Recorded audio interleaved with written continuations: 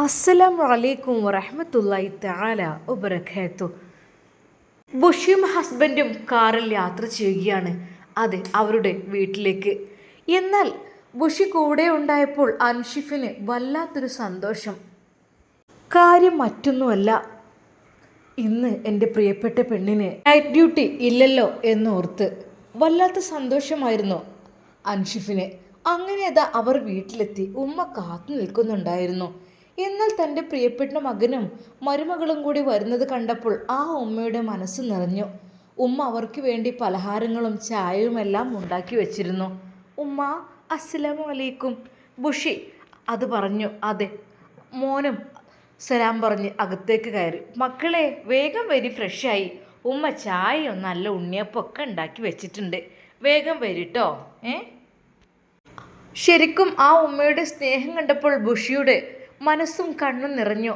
ഒരു നിമിഷം അവൾ വിചാരിച്ചു, റബ്ബേ, പാവം, ഒരു മോൻ്റെ വേദന അത് ഉമ്മമാർക്കേ അറിയുള്ളൂ. അവരെ പ്രസവിച്ച് പോറ്റി വളർത്തിയ ഉമ്മക്കായിരിക്കും മോനെക്കുറിച്ചുള്ള വേദന. കാരണം അൻഷിഫിന് ഇങ്ങനെ ഒരു കുഴപ്പവും കാര്യങ്ങളും ഉള്ളത് ആ ഉമ്മാക്കല്ലേ അറിയാം. പഠിച്ചോനെ, പാവം റബ്ബേ. ഞങ്ങൾ വന്നപ്പോഴേക്കും എല്ലാം ഉണ്ടാക്കി വെച്ചിട്ടുണ്ട്. ബുഷി അതാ താഴത്തെ റൂമിലേക്ക് ബാത്റൂമിൽ പോയി ഫ്രഷായി. അൻഷിഫ് മുകളിലും പോയി. അവർ രണ്ടുപേരും ഫ്രഷായി വന്നു. മക്കളെ, കഴിഞ്ഞില്ല മക്കളെ, ഇരിക്കേ. ഉമ്മ, എവിടെ മോനെ? മോനെ വാ, മോളെ വാ, ഇരിക്കേ. ഉമ്മ കഴിച്ചോ? ഇല്ല മക്കളെ, നിങ്ങൾ വരട്ടെ എന്ന് വിചാരിച്ചു. നിങ്ങൾ വന്നാലല്ലേ നമുക്കൊരു സമാധാനമുള്ളൂ. എന്നാൽ അതാ ബുഷി തന്നെ അതാ ഗ്ലാസ്സിലേക്ക് ചായയെല്ലാം ഒഴിക്കുന്നു. മോളെ, ഞാൻ ഒഴിച്ചു തരാം, മോളിരിക്കേ, കഴിക്കേ. ഡ്യൂട്ടിയൊക്കെ കഴിഞ്ഞ് വന്നതല്ലേ, നല്ല ക്ഷീണം ഉണ്ടാവും, മോൾ വിഷമിക്കല്ലേ. സ്നേഹത്തോടെ ആ ഉമ്മയുടെ വാക്കുകൾ കേട്ടപ്പോൾ ബുഷി വല്ലാതെ അങ്ങ് സങ്കടപ്പെട്ടു. കാരണം പാവം, ഒരു പക്ഷേ ഉമ്മ കരുതുന്നുണ്ടാവും ഞാൻ അവരെ മകനെങ്ങാനും വിട്ടുപോകൂ എന്നുള്ളതായിരിക്കും. മോളെ കഴിക്ക്. എന്താ മോൾ, ഉണ്ണിയപ്പം കഴിച്ചു നോക്ക്. ഉമ്മക്ക് ഇങ്ങനെ തോന്നി. നല്ല പഴുത്ത പഴം ഉണ്ടായിരുന്നു, ശർക്കരയുണ്ട്. അപ്പം പിന്നെ ഉമ്മ ഒന്നും ഉണ്ടാക്കട്ടെ വിചാരിച്ചു. എൻ്റെ മക്കൾ വരുമ്പോഴത്തേന് എന്തെങ്കിലും ചായക്കടി ഉണ്ടാക്കി വെക്കുമ്പോൾ ഒരു സന്തോഷമല്ലേ എന്ന് കരുതിയിട്ട്. അല്ല മക്കളെ, കഴിക്ക്. മോളെ, ഇന്ന് മോൾക്ക് നൈറ്റ് ഡ്യൂട്ടി ഇല്ലല്ലോ? ഇല്ലുമ്മ, ഇന്നില്ല. ഓ, സമാധാനം. സത്യം പറഞ്ഞ മോളെ, നീ നൈറ്റ് ഡ്യൂട്ടിക്ക് പോകുമ്പോഴെനിക്കൊന്നുമല്ല, എനിക്കൊരു വേദനയാണ്. അൻഷിഫ് ഒറ്റക്ക് കിടക്കുമ്പോഴേ പൊന്നു മോളെ, അവൻ്റെ കാര്യത്തിൽ എനിക്ക് നല്ല ടെൻഷനായിരുന്നു. പഠിച്ചവനായിട്ടാണ് നിന്നെപ്പോലത്തൊരു മോളെ തന്നത്. പിന്നെ കാരണം ഓൻ്റെ ജീവിതം അതങ്ങനെ ഒരു ഇതാണ്. പഠിച്ചവനൊരുത്തേക്ക് ഓരോന്ന് കൽപ്പിക്കുമല്ലോ. എന്തെൻ്റെ കുട്ടി ചെയ്യുക, ബാക്കി എല്ലാത്തിനും എൻ്റെ കുട്ടി ഉഷാറാണ്. പക്ഷെ വിവാഹത്തിൻ്റെ കാര്യം പറഞ്ഞപ്പോൾ തന്നെ അവൻ പറഞ്ഞത്, ഉമ്മ എനിക്ക് അങ്ങനെ ഒരു താല്പര്യം ഇല്ല ഉമ്മ. അങ്ങനെയാണ് പിന്നെ ചെക്കപ്പും കാര്യങ്ങളൊക്കെ കഴിഞ്ഞതും ഒക്കെ ആക്കിയപ്പോൾ അങ്ങനെയൊക്കെ ആണ്. എന്തൊക്കെയോ പഠിച്ചവനറിയാം. എന്തായാലും മോളൊന്നുകൊണ്ട് വിഷമിക്കരുത് ഉമ്മ, എനിക്ക് വിഷമമൊന്നുമില്ല. എന്നാൽ അവൻ അതാ ബുഷിയെ വിളിച്ചുകൊണ്ട്, ബുഷി, പിന്നെ നിൻ്റെ ഫോണെന്താ വെല്ലടിക്കുന്നോ? ഫോണോ? ഒരു നിമിഷം അവൾ വിചാരിച്ചു, ആരായിരിക്കും? അവിടെ അടിച്ചോട്ടെ, അർജൻറ്റാണെങ്കിൽ ഉമ്മയൊക്കെ ആണെങ്കിൽ വീട്ടിൽ നിന്ന് ഫോൺ എടുത്ത് നോക്ക് പെണ്ണെ. അർജൻറ്റുള്ളൊരു 2 പ്രാവശ്യം അടിക്കുമല്ലോ, അവിടെ നിൽക്കട്ടെ, ഇപ്പോൾ ഞാനത് എടുക്കണില്ല, അവിടെ നിന്നോട്ടെ. ബുഷി പെണ്ണെ, വീട്ടിൽ നിന്ന് എങ്ങാനും ആയിരിക്കും.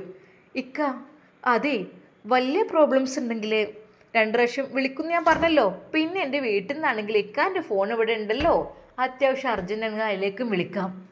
അങ്ങനെ അതാ അവർ ഓരോന്നൊക്കെ സംസാരിച്ചു. ഉമ്മാക്ക് അവരുടെ സംസാരത്തിൽ സന്തോഷം തോന്നി.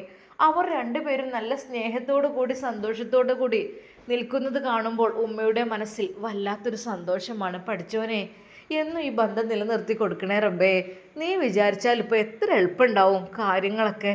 പഠിച്ചോനെ, നിന്നെക്കൊണ്ട് കഴിയാത്തതായിട്ട് ഒന്നുമില്ലല്ലോ റബ്ബേ. ഉമ്മ എപ്പോഴും നിരന്തരം ദുആ ചെയ്തിരുന്നത് അതായിരുന്നു. അങ്ങനെ അതാ അവർ മുകളിലത്തെ റൂമിലേക്ക് പോവുകയാണ്. മക്കളെ, പോയി കിടന്നോളി, ക്ഷീണം ഉണ്ടാവും, പകല് മുഴുവൻ ഡ്യൂട്ടിയല്ലേ, ചെല്ലി പോയി കിടന്നോളി, ഇനി താഴെ നിൽക്കണ്ട. ഉമ്മ ഇപ്പോഴന്നെ മോനെ, അവൾക്ക് ഉറക്കൊന്നുണ്ടാവും, പോയിക്കോളി, ചെല്ലി പോയിക്കോളി. എന്നാൽ ഉമ്മയുടെ ഉദ്ദേശം മറ്റൊന്നായിരുന്നു. അതെ, ഒരു ഉറക്കം വരുന്നതിന് മുമ്പ് അവർ രണ്ടുപേരും ഒരുമിക്കണം ആ ബെഡ്റൂമിൽ. അവർ പരസ്പരം അങ്ങോട്ടും ഇങ്ങോട്ടും സംസാരിച്ചും പറഞ്ഞും അവർ രണ്ടുപേരും എങ്ങനെയെങ്കിലൊക്കെ ഒന്നായി തീർന്നാൽ, ഒരു പക്ഷേ പടച്ചോനെ അതിനുള്ളൊരു വിധി കൊടുത്തു കഴിഞ്ഞാൽ എത്ര നന്നായിരിക്കും. അതായിരുന്നു. അതിനു വേണ്ടി കൂടുതലൊന്നും പുറത്ത് സംസാരിക്കാൻ സമ്മതിക്കാതെ ഉമ്മ പറഞ്ഞു വിടും, മക്കളെ ചെല്ലി. ഉമ്മ, സമയം 8:30 ആയിട്ടുള്ളൂ. അതിനെന്താ, ഇഷാ ബാങ്ക് കൊടുത്തു, ഇഷാ നിസ്കാരം കഴിഞ്ഞു. ഇനിയിപ്പോൾ എന്താ, ഇനി കൂടുതൽ സംസാരിച്ചിക്കണ്ട. പിന്നെ ഒരുപാട് ലേറ്റായിട്ട് നിങ്ങൾ ഭക്ഷണം കഴിക്കൊന്നുമില്ലല്ലോ, ഇനി കഴിക്കൂല. ഉമ്മ ഉമ്മ ഉണ്ടാക്കി തന്ന ഭക്ഷണമൊക്കെ കഴിച്ചപ്പോൾ തന്നെ വയറ് നിറഞ്ഞു. ഇനിയിപ്പോൾ ഒന്നും വേണ്ടുമ്മ. ആ മക്കളെ, എന്നാ പോയിക്കോളി, കിടക്കാൻ പോയിക്കോളി. എന്നാൽ അതാ ബുഷി പറയുന്നു, ഉമ്മ സമയമായിട്ടില്ലല്ലോ. അതിനെന്താ മോളെ, പോയിക്കോളി. 2 ദിവസം മോളെ ഈ ഓൻ്റെ കൂടെ ഇല്ലാത്തതല്ലേ. 2 ദിവസം 2 നൈറ്റാണ് മോൾക്ക് പോയത്. അത് അവനക്ക് നികത്തി കൊടുക്കും മോള്. ചെന്നിട്ട് എന്തെങ്കിലുമൊക്കെ വണ്ടിയും പറഞ്ഞൊക്കെ നിന്ന് അങ്ങനെ നല്ല സന്തോഷത്തോടു കൂടി കഴിയിട്ടോ മോളെ. ഉമ്മ എന്നോട് മോശം പറയാമെന്ന് വിചാരിക്കരുത്. പൊന്നു മോളെ, ഈയാണോ അവനെ നോക്കേണ്ടത് കേട്ടോ. അവനക്ക് വേണ്ടിയതൊക്കെ ഈ ചെയ്ത് കൊടുക്ക്. ഒരു പക്ഷേ അങ്ങനെയൊക്കെ എന്തെങ്കിലും കാരണങ്ങൾ കൊണ്ട് അതങ്ങോട്ട് ശരിയായാലോ. മോള് വിഷമിക്കണ്ട. മോളൊരു കാര്യം ചെയ്യും, അവനോട് വേണ്ട രീതിയിൽ സ്നേഹത്തോടു കൂടി പെരുമാറ്. അവനെ തൊട്ടും തലോടൊക്കെ ചെയ്തിട്ട് അവൻ്റെ മനസ്സിൻ്റെ ഉള്ളിലെ ആണിനെ ഉയർത്തും മോളെ, ഉണർത്ത്. ഉമ്മ, സത്യം പറഞ്ഞാൽ ഒരു മാതാവിൻ്റെ ആശയായിരുന്നു അത്. ഒരു മാതാവിൻ്റെ ആഗ്രഹമാണത്. തൻ്റെ പൊന്നുമകൻ ഭാര്യയുമായിട്ട് ബന്ധപ്പെടണം, അല്ലെങ്കിൽ പെണ്ണുമായിട്ട് നല്ല രീതിയിൽ സഹകരിക്കണം, രണ്ടുപേരും ഒന്നായി തീരണം എന്നുള്ളത് ഏതൊരു ഉമ്മയുടെയും ആഗ്രഹമാണ്. ഒരു പ്രായമായി കഴിഞ്ഞാൽ ഏതൊരു ഉമ്മയുടെയും ഉപ്പയുടെയും ആഗ്രഹവും അതുതന്നെയായിരിക്കും. പഠിച്ചോനെ, എൻ്റെ കുട്ടിക്ക് നല്ലൊരു പെൺകുട്ടിയെ കിട്ടിയിരുന്നെങ്കിൽ അവർ ഒരുമിച്ച് ജീവിക്കുന്നത് കാണാൻ കൊതിയാകുന്നു. അതുപോലെ തന്നെ ഏതൊരു ഉമ്മയുടെയും ആഗ്രഹം അങ്ങനെയായിരിക്കും. എൻ്റെ മോൾക്കൊരു നല്ല പുതിയാപ്പിളച്ചക്കനെ കിട്ടിയാൽ എത്ര നന്നായിരുന്നു. അതെ, ഒരു സമയമായി കഴിഞ്ഞാൽ അവർ അത് ആഗ്രഹിക്കുന്നതുമാണ്. എന്നാൽ ആ ഉമ്മയുടെ ആഗ്രഹം അതുതന്നെയാണ്. അൻഷിഫ് മുകളിലേക്ക് കയറിപ്പോയിട്ടുണ്ട്. ഉമ്മ അതാ അവളെ വിളിക്കുന്നു, മോളെ ബുഷിയെ. ആ ഉമ്മ. മോളെ, ഉമ്മാൻ്റെ കുട്ടി ഒന്നും വിചാരിക്കരുത്. ഞാൻ എന്നോട് ഇത് ഇടയ്ക്കിടയ്ക്ക് പറയുമ്പോൾ അനക്ക് എന്തെങ്കിലും ഇടങ്ങാറ് തോന്നുന്നുണ്ടോ? ഇല്ല ഉമ്മ, എന്തിടങ്ങാറ്? മോളെ, എനിക്ക് പറയാനുള്ള എന്താണെന്ന് വെച്ചാൽ, മോള് അവനെ ഒന്ന് നന്നാക്കിയെടുക്കണം കേട്ടോ. അവനോട് കാര്യങ്ങളൊക്കെ ഒന്ന് പറഞ്ഞു കൊടുക്കണം. ആണുങ്ങൾക്ക് കഴിയാത്തത് പെണ്ണുങ്ങൾക്ക് കഴിയാൻ ചാൻസ് ഉണ്ട്. ചില പെണ്ണുങ്ങൾക്ക് അതിനുള്ള കഴിവൊക്കെ പഠിച്ചോൻ കൊടുത്തിട്ടുണ്ടാവും. ഓനൊരു പക്ഷെ ഒന്നിനും കഴിവില്ലായിരിക്കും. എന്നാലും അന്നെക്കൊണ്ട് കഴിയണ പോലെ മോളെ നീ അവനക്ക് വേണ്ടിയിട്ടെങ്കിലും. ശരിക്കും ഉമ്മ എന്താണ് ഉദ്ദേശിക്കുന്നതെന്ന് ബുഷിക്ക് മനസ്സിലായി. അതെ, അല്ലെങ്കിലും ഏതൊരു പെണ്ണിനും മനസ്സിലാകുന്നതാണല്ലോ അതൊക്കെ. ഒരു നിമിഷം അവൾ വിചാരിച്ച്, റബ്ബേ, ഞാൻ എന്ത് ചെയ്യണമെന്നാണ് പറയുന്നത്. പാവാണ് അൻഷിഫ്. ഒരിക്കലും ഞാൻ അദ്ദേഹത്തെ വെറുക്കില്ല. അദ്ദേഹത്തിൻ്റെ കൂടെയുള്ള ജീവിതം, അതെ, ഞങ്ങൾ ബന്ധപ്പെടുന്നില്ല എന്നല്ലേ ഉള്ളൂ. ബാക്കി ഞങ്ങൾ ചിരിയും കളിയും സംസാരവും ഒക്കെ ഉണ്ടല്ലോ. ഉമ്മ പറയുന്നത് അതൊന്നല്ല. ഉമ്മ എന്തൊക്കെയോ എന്നിൽ നിന്ന് പ്രതീക്ഷിക്കുന്നുണ്ട് ആ മകൻക്ക് വേണ്ടിയിട്ട്. പഠിച്ചോനെ, എന്നെക്കൊണ്ട് കഴിയുന്ന രീതിയിൽ ഞാൻ അദ്ദേഹത്തെ.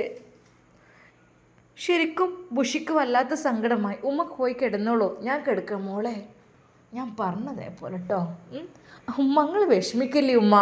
അവൾ ഉമ്മയെ പറഞ്ഞയച്ചു. എന്നാൽ ഉമ്മാക്ക് ഉറക്കമുണ്ടായിരുന്നില്ല. അന്നും അവൾ അതാ അൻഷിഫിൻ്റെ മണിയറയിലേക്ക് ബെഡ്റൂമിലേക്ക് കയറി ചെന്നു. അദ്ദേഹം അവിടെ അധിക രാത്രിയൊന്നും ഫോണൊന്നും എടുക്കുന്ന പതിവൊന്നും അൻഷിഫിനില്ല.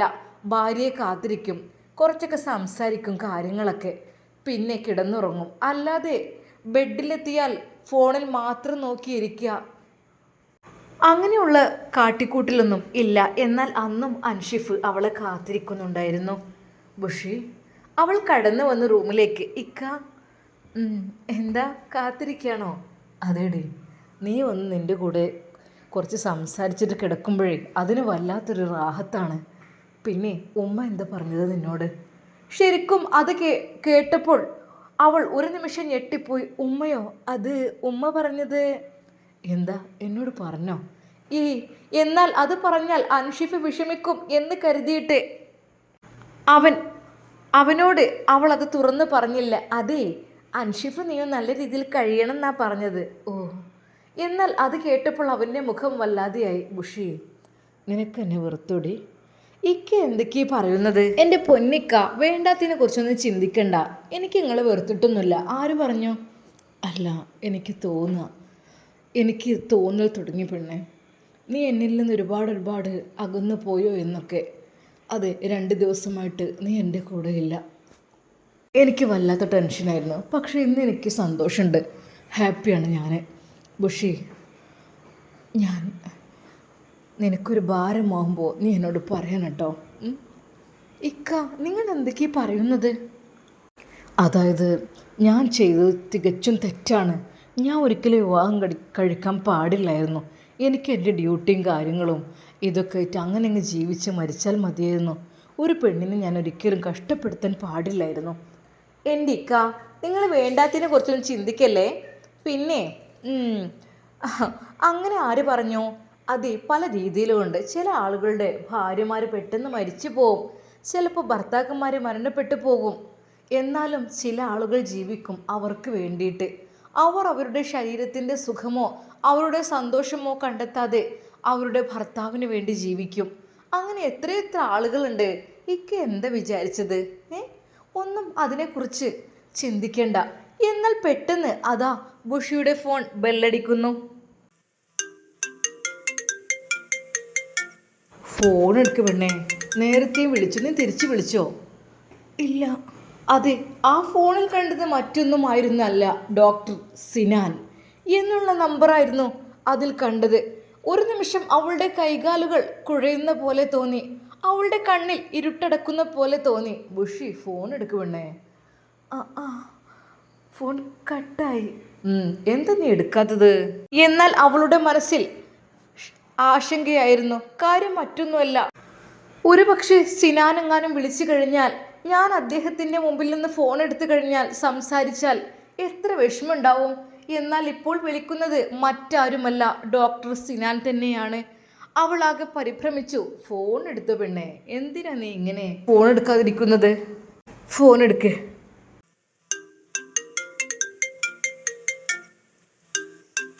എന്താ കുട്ടി ഫോൺ എടുക്കാത്ത? ഫോൺ എടുത്തോ. ഹലോ. ഹലോ ബുഷി, എന്താ ഉറങ്ങിയോ? ഉറക്കത്തിലായിരിക്കുമോ? ഇല്ല സർ. പിന്നെന്താ, എന്താ ഉറങ്ങാനുള്ള സമയമായിട്ടില്ലേ? അല്ല, എന്താ ഉറങ്ങാത്തു? സാധാരണ രീതിയിൽ നല്ലൊരു ഭാര്യയും ഭർത്താവൊക്കെ ആണെങ്കിൽ ഉറങ്ങേണ്ട സമയമല്ല ഇപ്പോഴേ.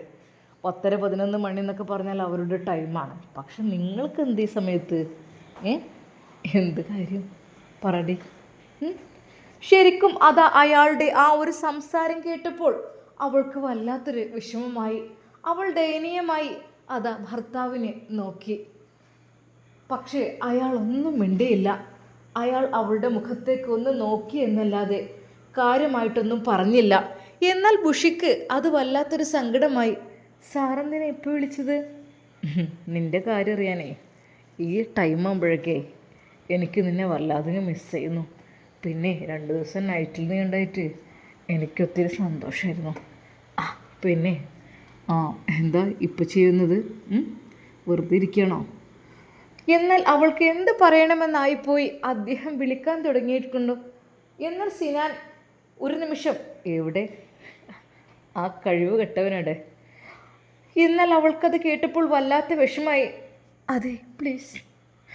അവൾ അവിടെ നിന്ന് എഴുന്നേറ്റു. നേരെ റൂമിൻ്റെ പുറത്തേക്കുള്ള ബാൽക്കണി തുറന്ന് അപ്പുറത്തേക്കെത്തി. എന്നാൽ അൻഷിഫ് ആ ബെഡിൽ തന്നെ ഇരിക്കുകയായിരുന്നു. അവരുടെ സംഭാഷണത്തിന് അവൻ കാതോർത്തില്ല, അവനത് ശ്രദ്ധിച്ചില്ല. അവൻ ആകപ്പാടെ വിഷമമായിരുന്നു. അവൾ അതാ നേരെ വാതിൽ തുറന്ന് ബാൽക്കണിയുടെ ഭാഗത്തേക്ക് ചെന്നു. പറയടി, എന്താ? അവനെവിടെ? എന്തൊരു പണി? നിനക്കെന്താ ഇപ്പോൾ? നീ എന്താ ഉറങ്ങുന്നില്ലേ?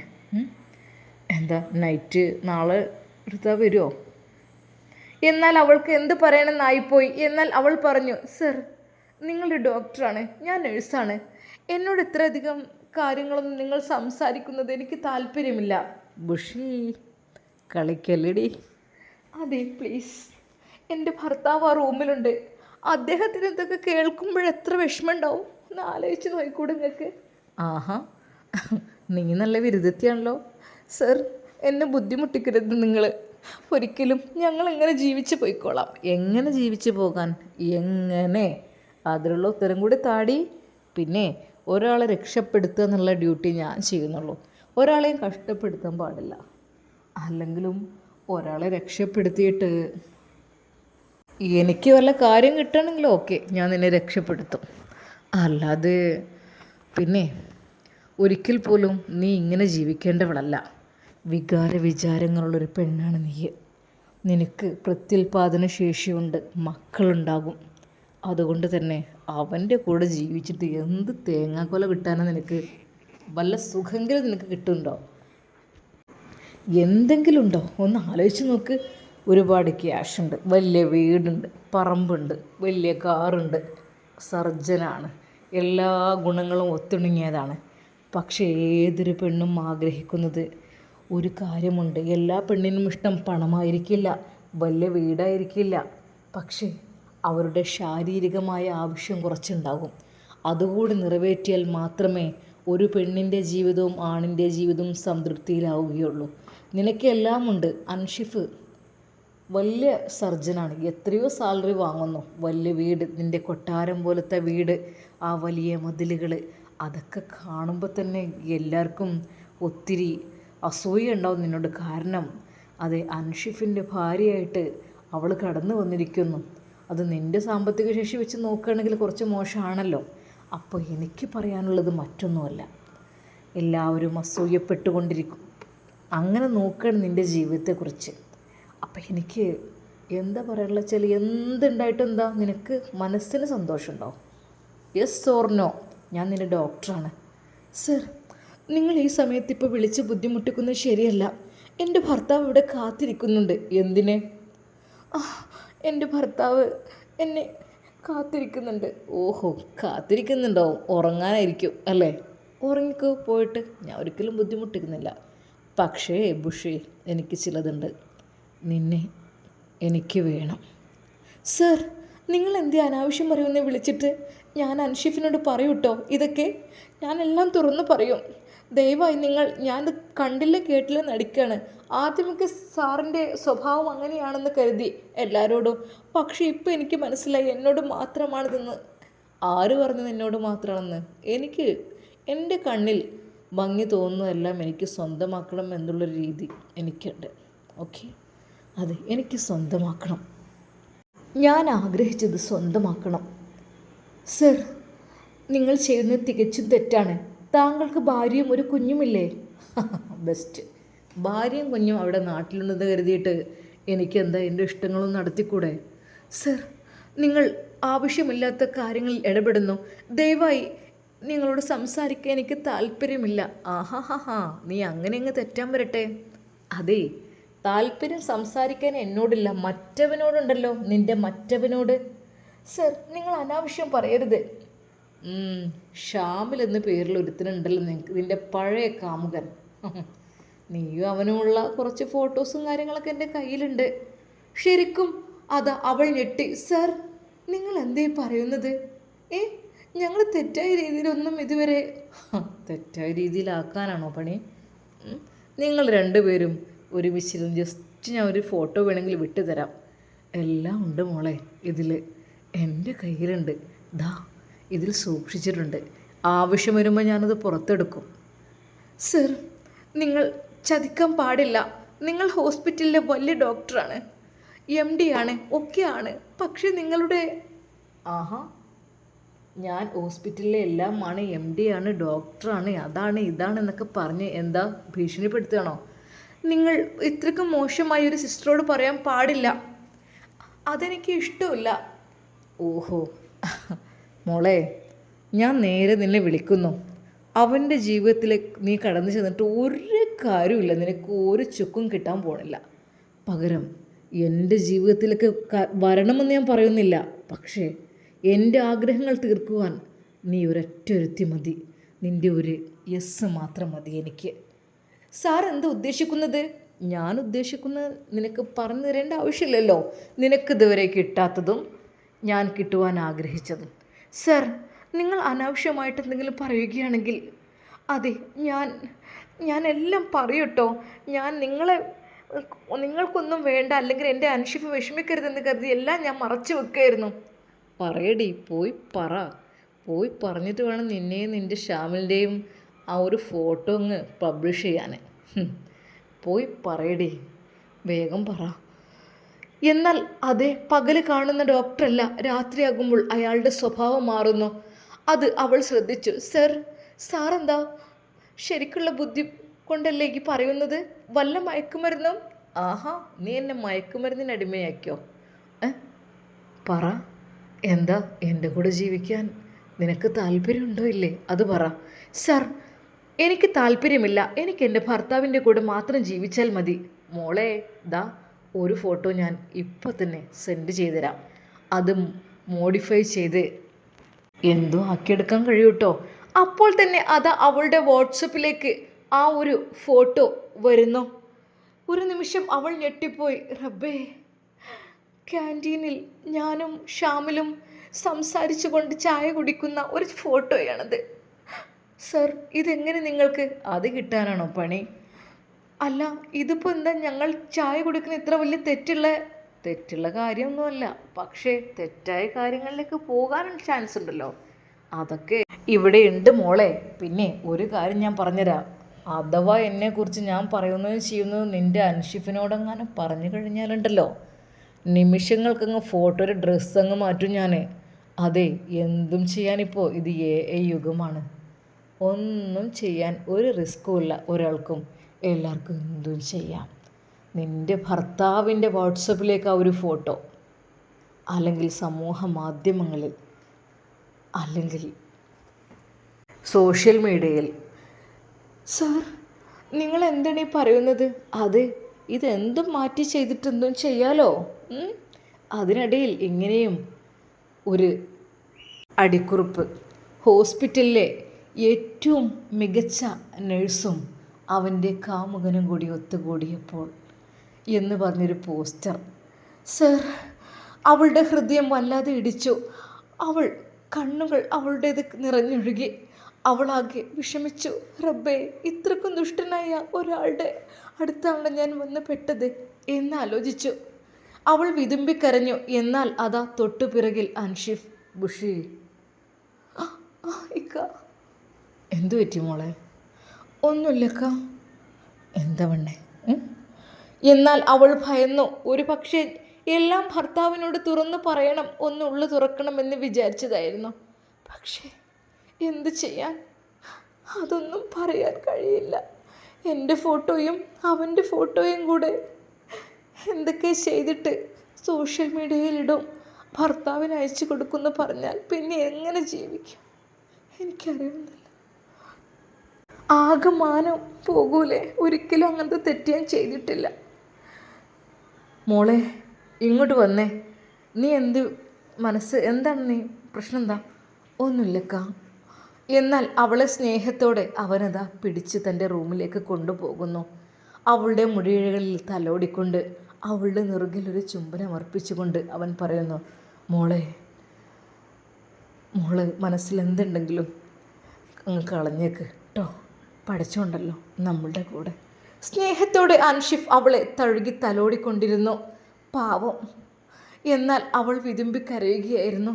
ഇന്ന് അൻഷിഫിനോട് നല്ല രീതിയിൽ സംസാരിച്ചിരിക്കണം, സന്തോഷം പങ്കിടണം എന്ന് വിചാരിച്ചതാണ്. പക്ഷെ അപ്പോഴേക്കും അയാൾ വിളിച്ച് ഞങ്ങളുടെ മൂടങ്ങ് കളഞ്ഞു. ആ ഒരു സന്തോഷം അങ്ങ് ഇല്ലാതാക്കി.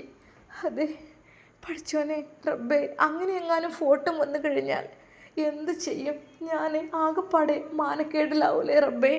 അവൾ ഹൃദയം പൊട്ടി പഠിച്ച റബ്ബിനോട് ദുആ ചെയ്തു. റബ്ബേ, സിനാൻ്റെ ഷർറിനെ തൊട്ട് നീ കാത്തു രക്ഷിക്കല്ല. എന്നാൽ പാവം അൻഷിഫ്. ബുഷി, വെള്ളം വേണം മോളെ. അവൻ അപ്പോഴേക്കും അതാ വെള്ളം എടുത്തുകൊണ്ട് അവൾക്ക് കൊടുക്കുന്നു. ഇന്ന് ഇത് കുടിക്കുക, ഈ വെള്ളം കുടിച്ചേ. ബിസ്മില്ലാഹിർ. അതെ, തൻ്റെ പ്രിയപ്പെട്ട ഭർത്താവ് അവൾക്ക് നൽകിയ ആ വെള്ളം അവൾ കുടിച്ചു. ഒരു നിമിഷം അവൾ അൻഷിഫിൻ്റെ മുഖത്തേക്ക് നോക്കി മാപ്പ് പറഞ്ഞു. ഇക്ക, മാപ്പ്, സോറി. എന്നാൽ എന്തിനാടി? എന്തിന്? ഒന്നുമല്ല, എനിക്ക് സാരല്ല, എന്തുണ്ടെങ്കിലും മറന്നേക്കോ. പിന്നെ എന്നെ മറക്കാതിരുന്നാൽ മാത്രം മതി കേട്ടോ. തൻ്റെ ഭർത്താവ് എല്ലാം കേട്ടോ? അതെ, സിനാൻ ആവശ്യപ്പെട്ടത് അയാളെങ്ങാനും അറിഞ്ഞോ? എനിക്കറിയുന്നില്ല. അവളാകെ വിഷമിച്ചു പോയി. പഠിച്ചോനെ, എൻ്റെ ഭർത്താവ് എൻ്റെ പിന്നിൽ എപ്പോൾ വന്നെന്നാണ് സിനാൻ ആവശ്യപ്പെട്ടതൊക്കെ കേട്ടോ?